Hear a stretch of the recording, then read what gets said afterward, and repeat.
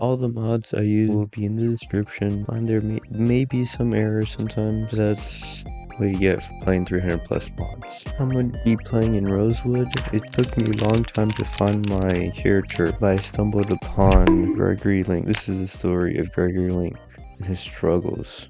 And these are my traits I used. I woke in the cold, sterile halls of the Rosewood police station with nothing but my clothes on my back and a desperate need to find a weapon. I spent the whole morning later finding an exosuit that gives me more storage. The stuff I found in the police station, I ventured into where there's a few walkers. I killed my first few walkers and looted their remains. There was at least a dozen out here, and I had to kill them all. I checked local vehicles, noting a few in decent condition. I'm probably gonna use those cars later when I have gas, but I had bigger goals on my mind. I set my eyes to the Rosewood fire station. It was the perfect space. I had to evict the residents. It took a while to kill most of these zombies, and you gotta remember that there's more in the back.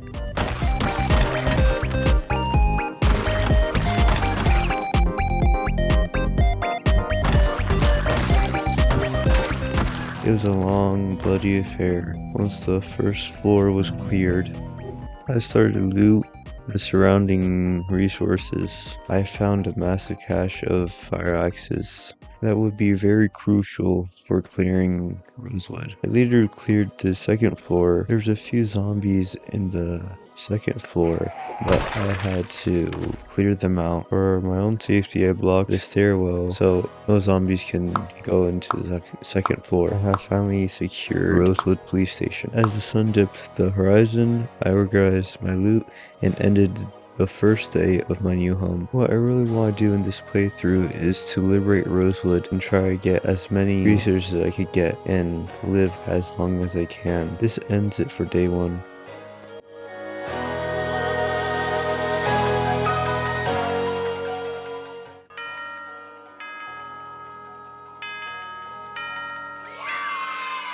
I woke up on day 2 ready to clear the perimeter. This job would be easy but I forgot I installed this mod that's called Don't Feed the Zombies. This mechanic basically turns a simple skirmish into like a horde of zombies.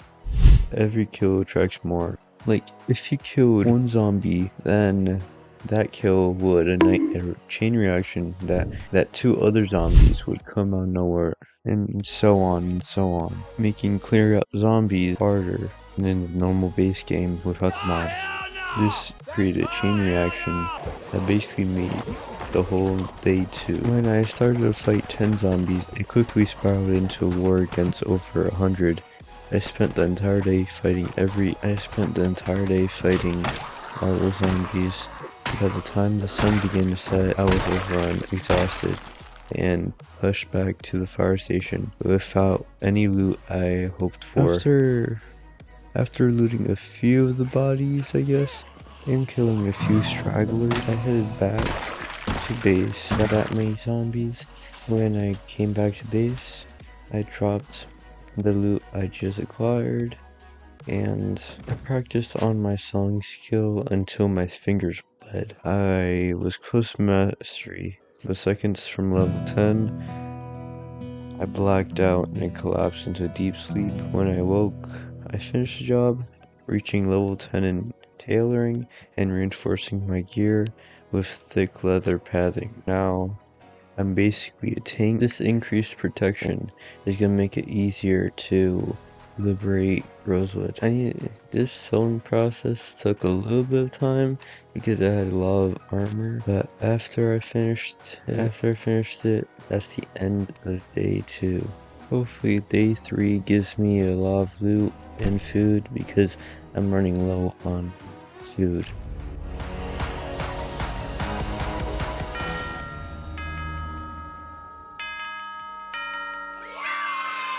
Day 3 brought rain. While the world was damp and gray, I stepped out to loot the bodies from the previous day's massacre. The streets were much more quieter, but there was a few stragglers roaming the ruins. I found a lot of books looting from the dead corpses. I headed back to base when I heard the roar of a plane overhead. The plane is basically destroyed the dead from the shadows, dragging them towards my base. I quickly retreated back to the station, and the lower level of my base was soon crawling with guests that probably followed the sound. Spent the evening clearing them out. There's probably more zombies where I already cleared them in day 2 already. Hunger was setting in, so I ventured into the neighborhood houses to scavenge for food. Because of the Halloween event, there's a lot of zombies that are attracted to the sound that was near my base, so I had to clear a lot of them out. To my frustration, house after house was empty, no cans, no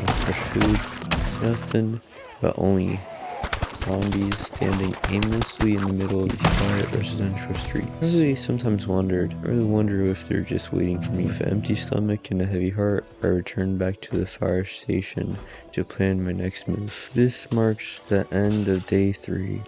If you enjoyed this video, please let me know in the comments, and don't forget to like and subscribe. See the next video of my journey. Until next time, goodbye.